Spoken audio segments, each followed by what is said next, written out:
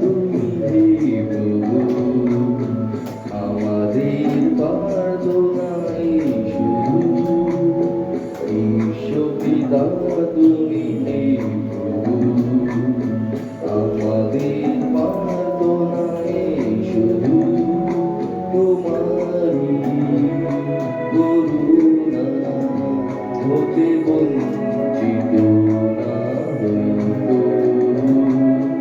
ঈশ্বর পিতা তুমি হে প্রভু, আমাদের প্রার্থনায় শুধু তোমারই করুণা হতে বঞ্চিত না হইব।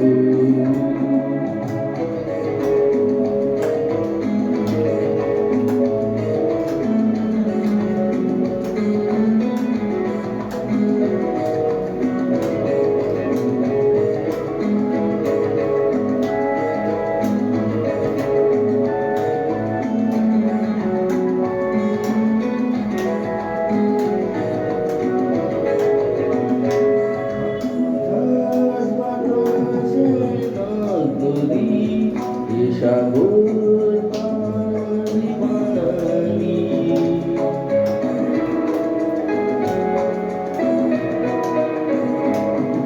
আকাশ বাতাসে নদী, সাগর পানি বানানি, ফুলে ফলে রঙে রসে, ফুলে ফলে রঙে রসে,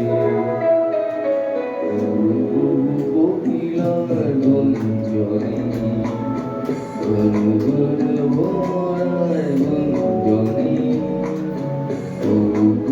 কোকিলার গুঞ্জনে, গুনগুন ভরার গুঞ্জনে, প্রভুতে ঋষিতে সূর্যে চাঁদের খেয়ালে গগনে,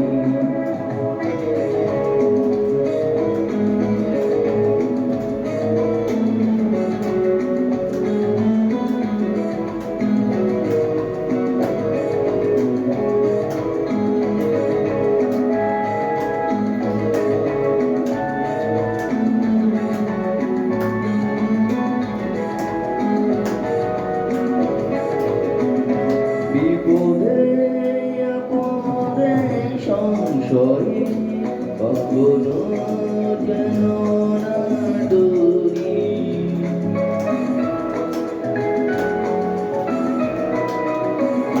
বিপদে আপদে সংশয়ে কখনো যেন না ডরি, শতবার মুখোমুখি যেন করি, সত্যের দিক চোখে জাগিয়ে, আধারে রাজা পেরিয়ে, সত্যের দিক চোখে জাগিয়ে, আধারে রাজা পেরিয়ে, ধরিব হাসিতে প্রেমের আর কান্দে, ঈশ্বর পিতা তুমি হে প্রভু, আমাদের প্রার্থনায় শুধু তোমারই করুণা হতে বঞ্চিত না হইব।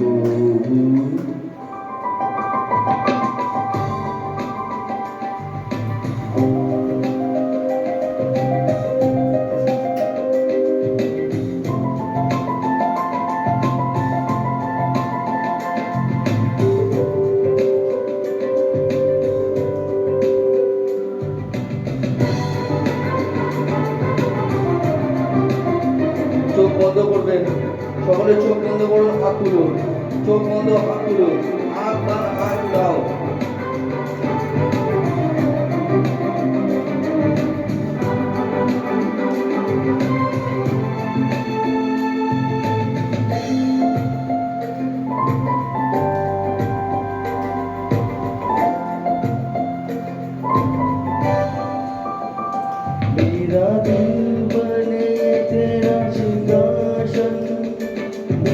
आत्मा तेरा संग, मेरा दिल बने तेरा सिंहासन।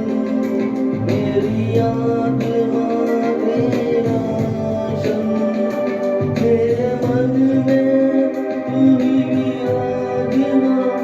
यीशु मेरे तू है बराबर, मेरे मन में तू ही विराजमान। यीशु मेरे तू है बराबर। यीशुआ यीशुआ यीशुआ, मेरे मन में समा जा। यीशुआ, मेरे मन में समा जा। यीशुआ, यीशुआ, यीशुआ, मेरे मन में समा जा।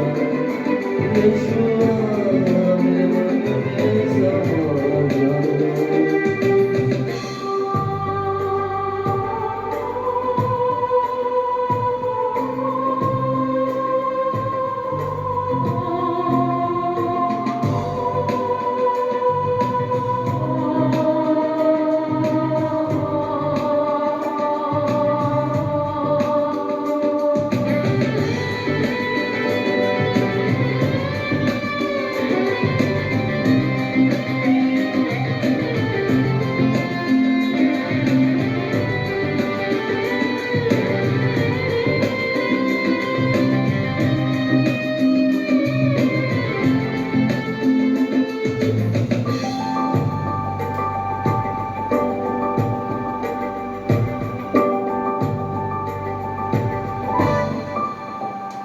तेरी चेहरे पे तेरी रोशनी चमके, मेरी बातों से तेरी खुशबू महके। मेरी चेहरे पे तेरी रोशनी चमके, मेरी बातों से तेरी खुशबू महके। मेरा जीवन बने तेरी स्तुति का स्थान, तेरी प्रशंसा करती रहे मेरी जुबान। मेरे जीवन बने तेरी स्तुति का स्थान, तेरी प्रशंसा करती रहे मेरी जुबान। यीशुआ, यीशुआ, यीशुआ, मेरे मन में समा जा।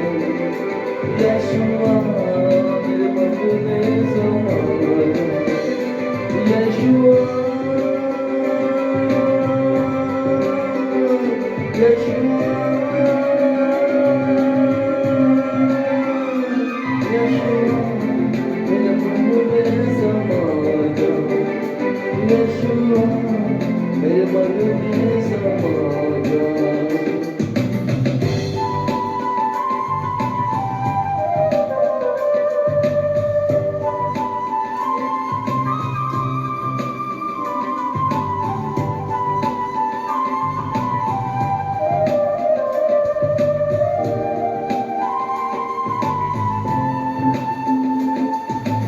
या अब्बा, रहम कर हम पापियों पर। मेरे खुदा, दया कर हम पापियों पर। रहम कर मेरे बाप, मेरे यहोवा, मेरे मालिक। रहम कर, रहम कर, रहम कर मेरे खुदा। रहम कर या अब्बा, या अब्बा, या अब्बा, रहम कर।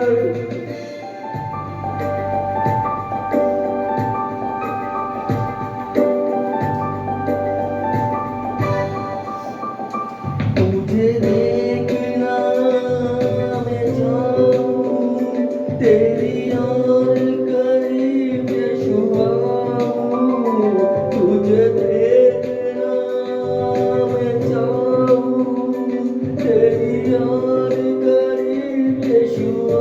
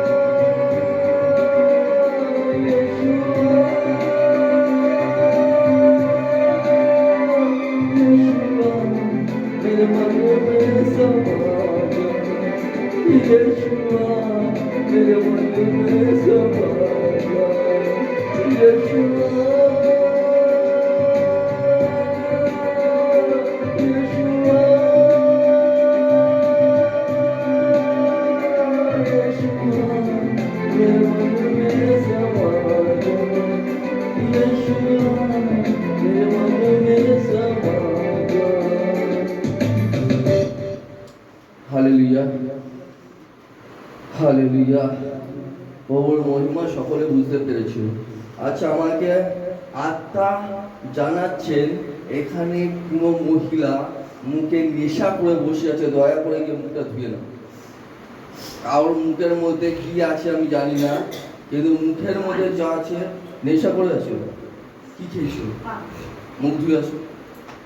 ঈশ্বরের আত্মা কথা বলছে, মুখের মধ্যে নেশা নিয়ে এখানে বসে থাকা ঠিক নয়। পান খাবে, যা খাবে, মন্ডলীর ঢোকার আগে সব খেলে আসবে। ঈশ্বরের জন্য কাজ করলে কি পুরস্কার পাবেন? হালেলুয়া। আজকে পবিত্র সুসমাচার, ঈশ্বরের জন্য কাজ করলে কি পুরস্কার পাবে। ঈশ্বরের জন্য কাজ করলে আপনারা কি পুরস্কার পাবেন। অর্থাৎ হচ্ছে, আমরা যদি ঈশ্বরের উদ্দেশ্যে যদি কোনো কাজ করি, আমরা কি পাবো তার কাছ থেকে। অনেক সময় আমরা ঢিলা দিই। ঢিলা দিই মানে হচ্ছে, ধরুন আমি আজকে গেলাম, কালকে রেস্ট করবো, কালকে গেলাম পরশু রেস্ট করবো, পরশু যাবো তেরশু রেস্ট করবো, মানে আমি রেস্টে থাকবো। তো মোটা কথা, একদিন কাজ করো একদিন রেস্ট, একদিন কাজ করো একদিন রেস্ট। এরকম করলে পরে তোমরা অতটাই পাবে। যে বেশি কাজ করে সে বেশি পরিমাণে আশীর্বাদ পাওয়া। এর মানে এই নয় যে যারা যাচ্ছে তারা যাক, আমি ঘরে বসে প্রার্থনা করবো, আমিও পাবো। তুমি পাবে, ততটাই পাবে যতটা পাওয়া। কিন্তু আর্থিক উন্নতি, অভিষেক, আশীর্বাদ সব তারাই কামাবে। তাদের মতো অসীম ক্ষমতা থাকবে। তারা যে জায়গায় দাঁড়াবে সেই জায়গায় আগুনের ছুটি হবে, মানে আগুন জ্বলে উঠবে, শয়তান ভয়তে পালাবে, কাঁপবে। কিন্তু তুমি যারা ঢিলা দিচ্ছে তাদের মধ্যে ওইসব থাকবে না। আশীর্বাদ তো পাবে, কিন্তু তাদের মধ্যে ওই সমস্ত ক্ষমতা থাকবে না। আমরা পিতা বাক্যতে কষ্ট বলে যে যতটা করবে সে ততটাই পাবে।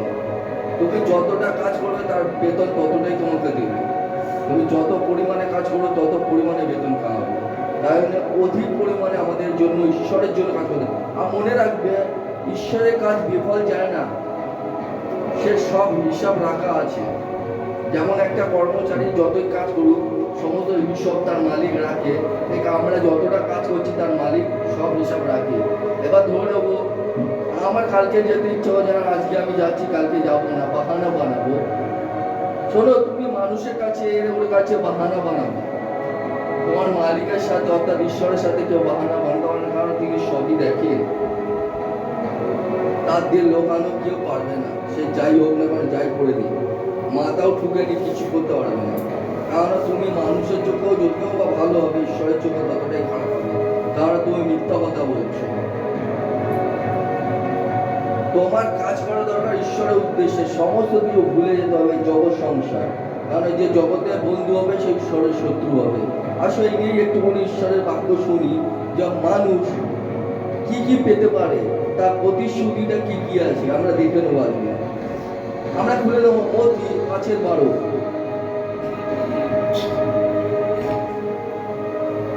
মথি 5:12। মথি 5:12।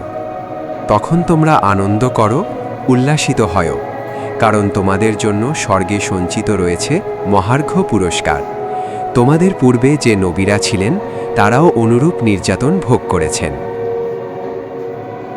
এখানে মধ্যে বলছে তোমরা আনন্দ করো, উল্লাসিত হও, কারণ তোমাদের জন্য স্বর্গ রাজ্যে পুরস্কার, মহা পুরস্কার অপেক্ষা করছে। তোমরা এই জন্য আনন্দ করো, উল্লাসিত হও। আর এখানের মধ্যে এইও বলছে যে তোমাদের আগেও অনেক প্রচারক প্রচারিকা এসেছিল, তারা প্রচারও করেছে, আনন্দ ভোগ করেছে এবং নির্যাতিত হয়েছে। অর্থাৎ হচ্ছে মানুষের কাছে গালাগালি খাওয়া, উল্টো পাল্টা শোনা, এমনকি ঘরের লোকের কাছেও শোনা, ঘরের লোকের কাছে দূর দূর ছাই ছাই করা, অনেক কিছু। এমনও মানুষ আছে যারা ঈশ্বরের জন্য নিজের মা বাবাকে ছেড়ে ঈশ্বরের পথে চলতে শুরু করে দিয়েছে। কারণ অনেক হিন্দু, অনেক মুসলমান ঘর থেকে অনেকেই এসছে, তাদেরকে অনেক রকমভাবে টর্চার করেছে, মারধর করেছে, তবুও তারা শোনেনি। কিন্তু ঈশ্বরের উপর বিশ্বাস করে তারা এখানে চলে এসেছে, অর্থাৎ ঈশ্বরদের। কেননা তিনি সব কিছু জানে যে সত্যের ঈশ্বর কি। কেননা সত্যের ঈশ্বর তাদের চোখটা খুলে দিয়েছে। এমনও মানুষ আছে যে নিজের স্বামীকে পর্যন্ত ছেড়ে দিয়ে ঈশ্বরকে ধরে নিয়েছিল, কিন্তু শেষের দিকে সেই স্বামী নত হয়ে তার বউয়ের কাছে এসেছে, সেও খ্রিস্টানে পরিণত হয়েছে তার প্রার্থনা চোরেতে। সে কারোর শোনেনি, ঈশ্বরের শুনেছে। সেই কারণে তার জন্য এখানে মধ্যে অনেকেই আছে নির্যাতিত করবে, এ করবে, ও করবে, কিন্তু তোমার আগেও এরা নির্যাতন ভোগ করেছে, অনেক কিছু সহ্য করেছে, কিন্তু ঈশ্বরকে ছাড়েনি আর ঈশ্বরের কাজ করতে পিছু পা হয়নি। তার বাক্যতে এও বলে যে আগে চলতে চলতে পিছন ঘুরে যে তাকায় সে আমার শিষ্য হওয়ার যোগ্য নয়, অর্থাৎ আমার প্রচারিকা হওয়ার যোগ্য নয়, আমার সন্তান হওয়ার যোগ্য নয়। এ কথা বলার অর্থ হচ্ছে তুমি যদি চলছো ঈশ্বরের পথে আর তুমি ঘুরে দেখছো, অর্থাৎ ঘুরে দেখার মানে হচ্ছে তোমার সংসার ধর্ম। তোমার যদি সংসার ধর্মকে ঘুরে দেখছো তাহলে ঈশ্বরের কাজে বাধার সৃষ্টি হয়, আর সেইটাই শয়তান চায়। আর তখন তুমি কি করছো? প্রলোভনে পড়ে যাচ্ছ, তখন ঈশ্বরের কাজটা আর হচ্ছে না তোমার দিয়ে। একটা ভুলের জন্য সমস্ত ভুল হয়ে যাচ্ছে। তার জন্য বলছে তুমি সঠিক পথ চয়ন করো। নির্যাতিত হবে, কষ্টভোগ করতে হবে, কারণ এটা হচ্ছে জগৎ আমাদের নয়। এখানে অতীতের আমরা অতিথি মাত্র। আমরা শুধু অতীতে জগতের মধ্যে আজকে আছি কালকে নেই। চোখ বুঝলে পরেই, চোখ খুললেই সকাল আর নালে পরকাল, এই তো আমরা শুনেই থাকি, তাই না? শুনি তো, চোখ খুললেই সকাল আর নালে পরকাল, অর্থাৎ সেই স্বর্গ অথবা নরক। তার জন্য বলছি যেটুকুনি সময় আছে তোমার হাতে, ওইটুকুনি সম্পূর্ণরূপে ঈশ্বরকে দান করো। আর ঈশ্বর তার বদলে তোমাকে মহা পুরস্কার দিচ্ছেন স্বর্গরাজ্যে। আর এই নিয়ে তোমরা উল্লাসিত হও, আনন্দ উপভোগ করো। কে কি বললো, কে কি না বললো, ঘরের লোক কি বললো, বাইরের লোক কেউ বললো, আমার দেখা দরকার নেই। আমি ঈশ্বরের সন্তান, আমার বাপের কাজ আমি করতে এসেছি আর আমি তা করবো। হালেলুয়া।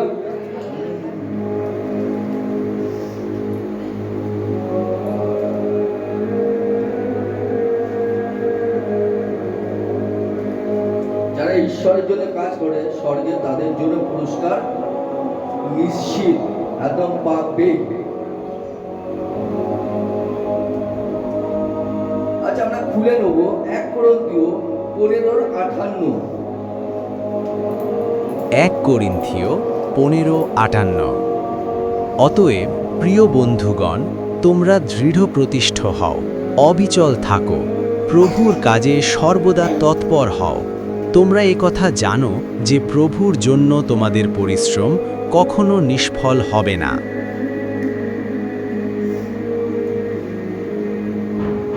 এখানে মধ্যে স্পষ্ট ভাবে বলে দিচ্ছে তোমরা, অর্থাৎ আমার বন্ধুগণ, তোমরা দৃঢ় প্রতিষ্ঠিত হও আর ঈশ্বরের জন্য উৎসাহিত হয়ে কাজ করো, উৎসাহিত হয়ে কাজ করতে থাকো।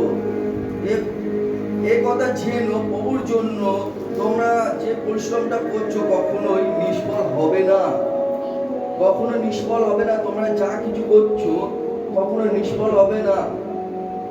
এই জগৎ সংসার নয় যে আজকে তুমি তার জন্য করলে তোমাকে ভুলে গেল।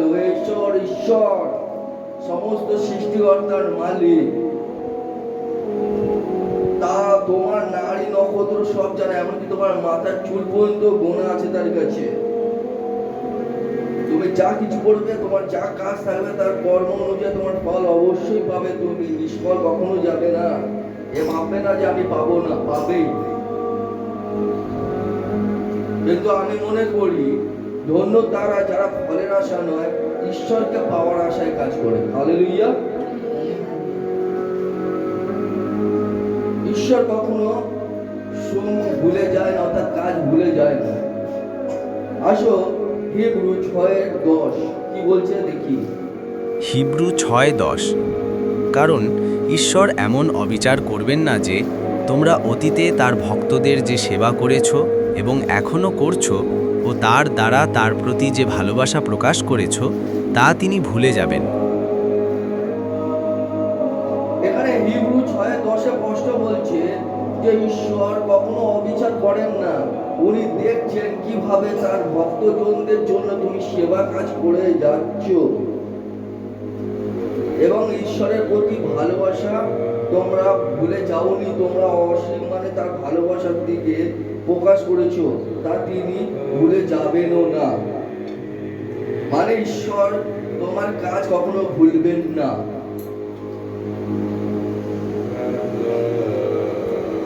এরপরে আমরা দেখব একজন পাপীর মন পরিবর্তন করে সঠিক পথে আনলে আমরা কি পাই। আমরা খুলব যাকব 5:19। যাকব 5:19। বন্ধুগণ, তোমাদের মধ্যে কেউ যদি সত্যভ্রষ্ট হয় এবং কেউ যদি আবার তাকে ফিরিয়ে আনে, তাহলে সে মৃত্যুর হাত থেকে তার প্রাণ রক্ষা করে এবং পাপরাশির মার্জনা লাভ করে। দেখো এখানে যদি ভালো করে পড়ো তাহলে এখানে লেখা আছে, বন্ধুগণ তোমাদের মধ্যে কেউ যদি সত্যভ্রষ্ট হয়, কেউ যদি আবার তাকে ফিরিয়ে আনে, তাহলে সে মৃত্যুর হাত থেকে রেহাই পেল, প্রাণে বাঁচল, পাপরাশি মার্জনা করা হবে। মানে ধরো ঈশ্বরের রাজ্যে কাজ করতে করতে সত্যভ্রষ্ট মানে হচ্ছে সত্যের পথ ছেড়ে দিয়ে সে আবার নোংরা পথে লিপ্ত হয়ে গেছে, নোংরা করে বেড়াচ্ছে, ভুল কাজ করে বেড়াচ্ছে। সেখান থেকে তুমি যদি আবার তাকে বাঁচিয়ে ঈশ্বরের পথে নিয়ে আসো, তাহলে পরে সে পাপ থেকে মার্জনা পাবে এবং সে সঠিক পথে আসলো, আর সে প্রাণ রক্ষা পেল। প্রাণ মানে হচ্ছে সেই নরক থেকে রক্ষা পেল, সে নরকে গিয়ে পড়ল না, সে বেঁচে গেল। এক আত্মা বাঁচানোর মানে হচ্ছে মহৎ কাজ, যা ঈশ্বর কারো ফল দেন। তার জন্য আমরা একটুখানি ভালো করে দেখে নেব দানিয়েল 12:3। দানিয়েল 12:3। দানিয়েল 12:3।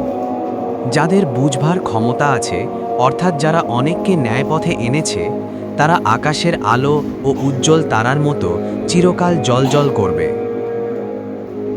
দেখো এখানে মধ্যে স্পষ্ট বলছে দানিয়েল 12:3, যাদের বোঝার ক্ষমতা আছে, অর্থাৎ যারা অনেককে ন্যায় পথে এনেছে, তারা আকাশের আলো উজ্জ্বল তারার মতন চিরকাল মানে কি বলবো চমকাবে, অর্থাৎ হচ্ছে উজ্জ্বল করবে, মানে চমকাবে সারা জীবন।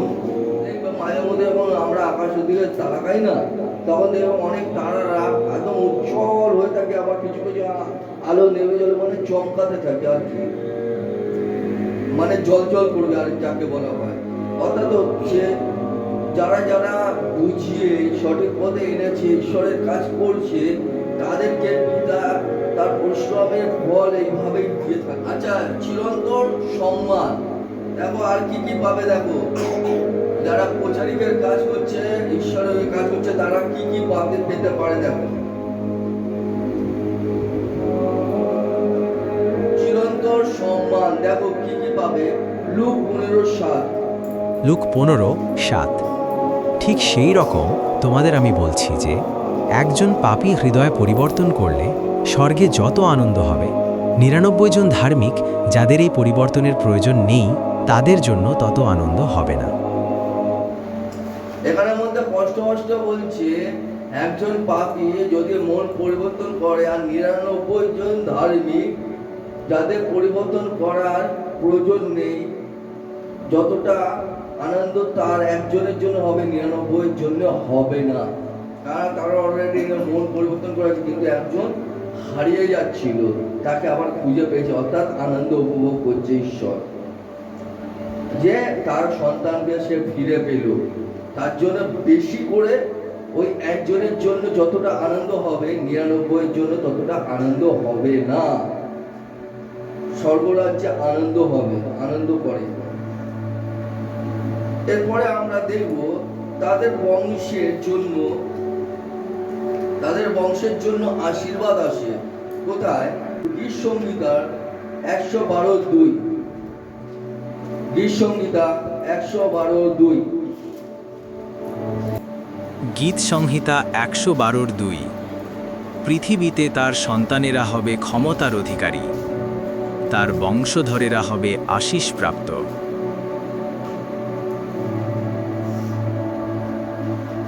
দেখো এখানে আমাদের কষ্ট বলে পৃথিবীতে তার সন্তানেরা হবে ক্ষমতার অধিকারী, তার বংশেরা হবে আশীষ প্রাপ্ত, মানে আশীর্বাদ প্রাপ্ত। ক্ষমতার অধিকারী হবে তার বংশেরা এবং তার সন্তানরা হবে আশীর্বাদ প্রাপ্ত, অর্থাৎ বংশীধররা।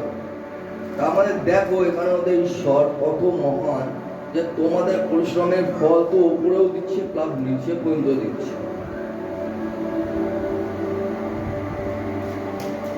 সন্তানের উপরেও আশীর্বাদ নেমে আসে। তারপরে আমরা দেখব হিতোপদেশ 20:7। হিতোপদেশ 20:7। যে ধার্মিক ব্যক্তি সৎপথে চলে, আশীষধন্য হয় তার সন্তানেরা।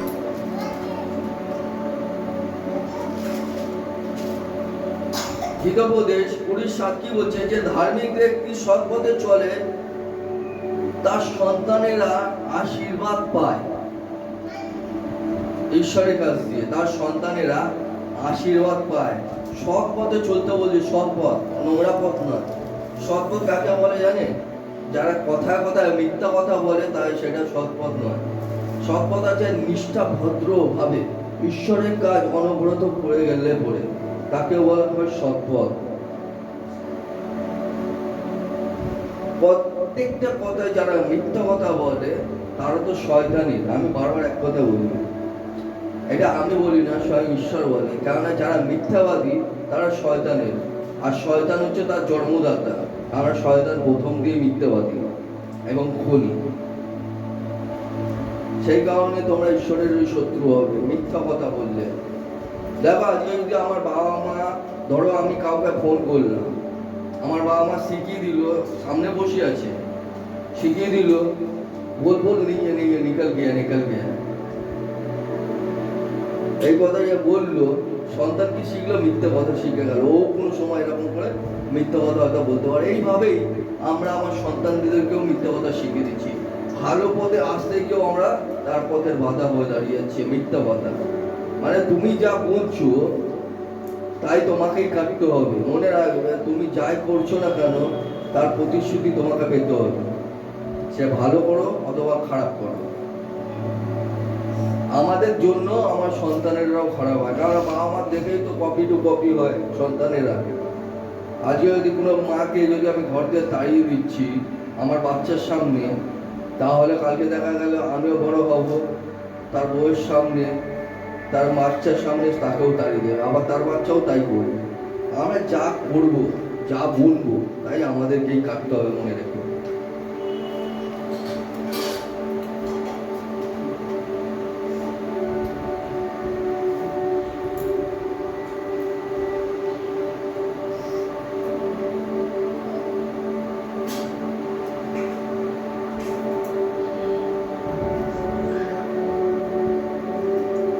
আসো আমরা দেখবো যাত্রা পুস্তক, এখানের মধ্যে দেখলে বংশের আশীর্বাদ হয়।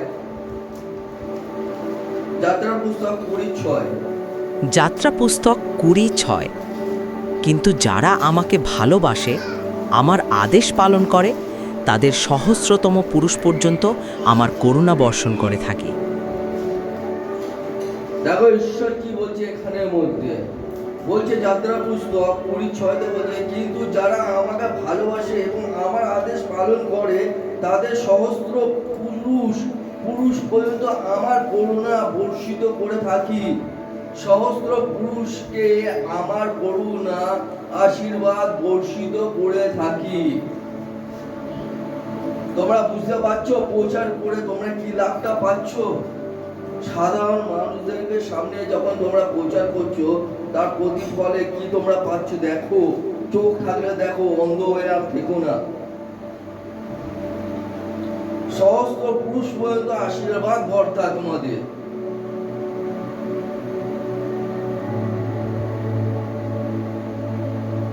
অর্থাৎ প্রয়োজনের ওপরে কৃপা করে থাকে।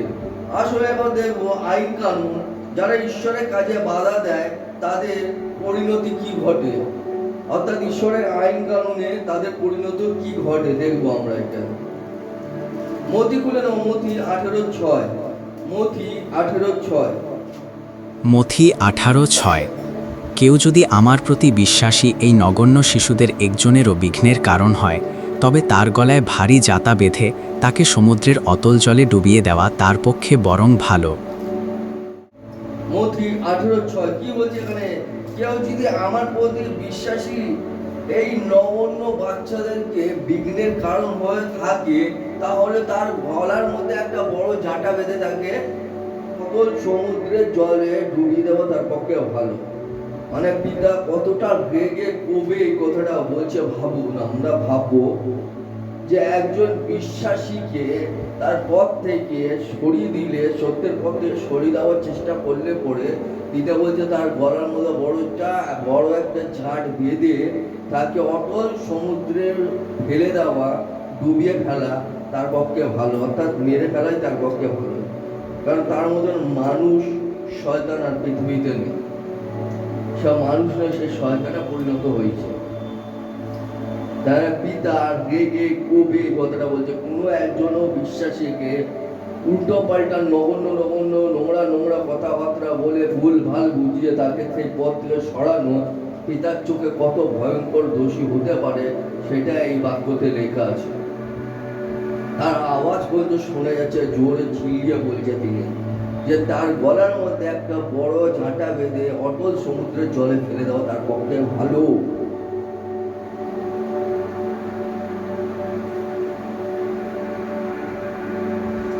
লুক 17:1 লুক 17:1 যিশু তার শিষ্যদের বললেন, পাপের প্রলোভন নিশ্চিতভাবে আসবে, কিন্তু যার দ্বারা এই প্রলোভন আসবে ধিক তাকে।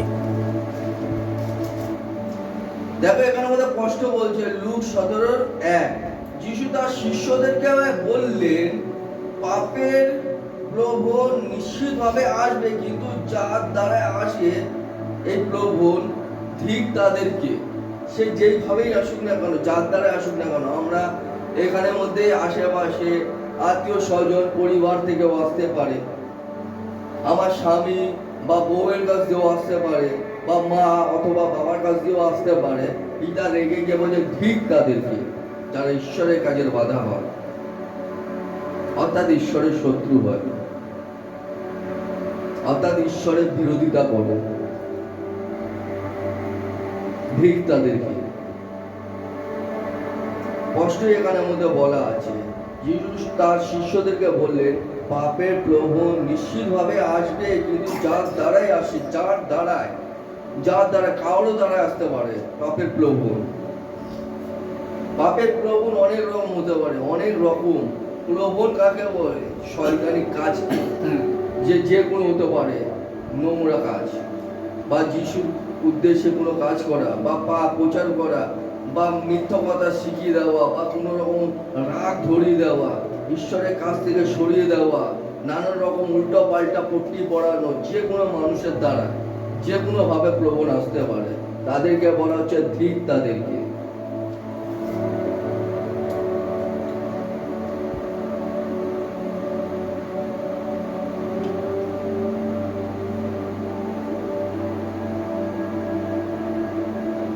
তারপর কি বলছে লুক 17:2 লুক 17:2 এই সাধারণ ব্যক্তিদের একজনকেও পাপে প্রলুব্ধ করার চেয়ে তার গলায় জাতা বেঁধে সমুদ্রে ফেলে দেওয়া বরং তার পক্ষে ভালো। ঠিক একইভাবে এখানেও বলছে এই সাধারণ ব্যক্তিদের মধ্যে একজনকেও যদি পাপের দিকে নিয়ে যায়, তবে তার গলায় একটা ঝাঁটা বেঁধে সমুদ্রের অটল জলে ফেলে ডুবিয়ে দেওয়া তার পক্ষে ভালো।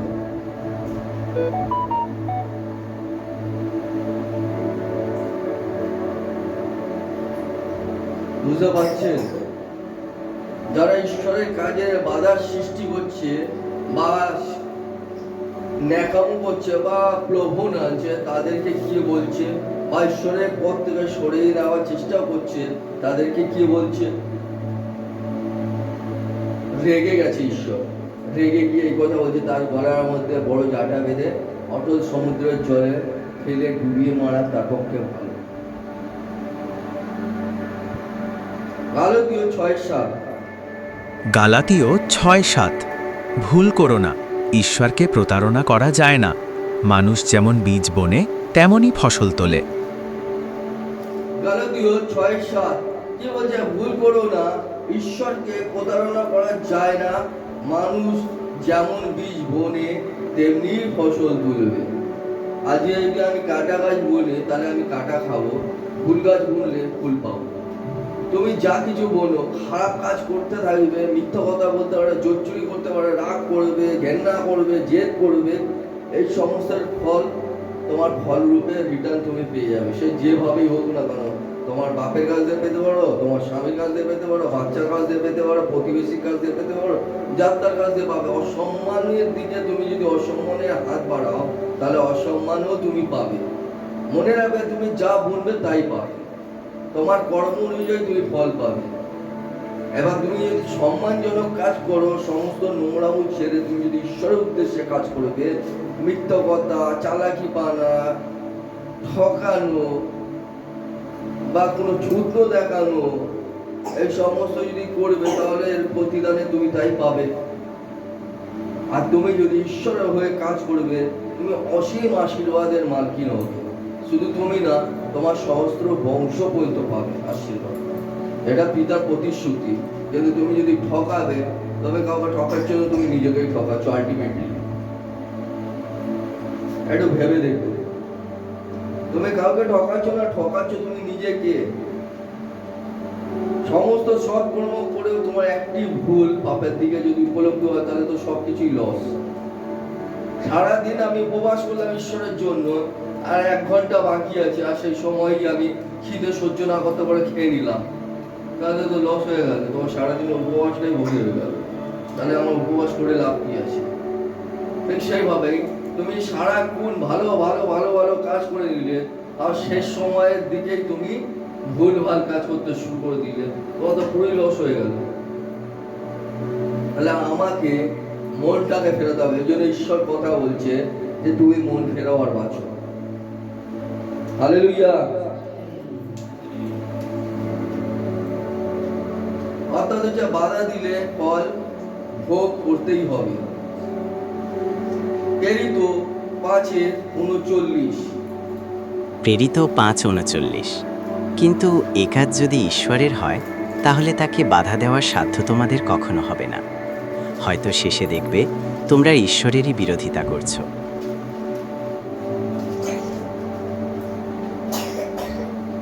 দেখো এখানে আমাদের স্পষ্ট বলছে, যদি এই কাজ অর্থাৎ ঈশ্বরের কোনো কাজ হয় তাহলে এই কাজ বাধা দেওয়ার আমাদের কোনো অধিকার নেই। আর যদি দিয়ে থাকি, শেষের দিকে দেখবে যে তোমরা ঈশ্বরের বিরোধিতা করছো। অর্থাৎ ঈশ্বরের বিরোধিতা করা মানে তোমাদের শাস্তি ভোগ করতে হবে, ঈশ্বরের শত্রু হয়ে যাওয়া। ঈশ্বরের কোনো কাজে কেউ যদি বাধা দেয় তাহলে ঈশ্বরের বিরোধিতা করা হচ্ছে। আর ঈশ্বরের বিরোধিতা করা মানে হচ্ছে ঈশ্বরের শত্রু হওয়া। আর ঈশ্বরের শত্রু হলে পরে ঈশ্বর তাকে ছাড়বে না। ঈশ্বর ছাড়বে কিনা ছাড়বে না জানি না, শয়তান তো তোমাদের নিশ্চিত মেরে দেবে। বোকা শের মানে অভুক্ত বাঘ যদি তোমাদেরকে কোনো মানুষকে দেখে কি করে, চিরফাড় করে দেয় না, ঠিক সেইভাবেই এতদিন ঈশ্বরের সঙ্গে কাজ করছিলে আর শয়তানকে খোঁচা মেরেছ।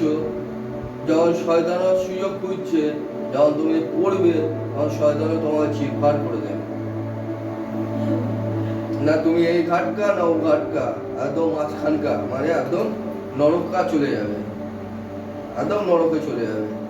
কারণ শয়তান তোমাকে ছাড়বে না। তো তুমি যে বেঁচে আছো, নিঃশ্বাস নিশ্চয় এটা ঈশ্বরের ইচ্ছা। কেউ গ্যারান্টি দিতে পারবে না যে আমি এখন জেগে আছি, পরক্ষণে যে ঘুমাতে পারবো না, তার নেই গ্যারান্টি। কেউ বলতে পারে না 1 ঘন্টাতে কি 1 মিনিটে মানুষ হট করে চলে যায়।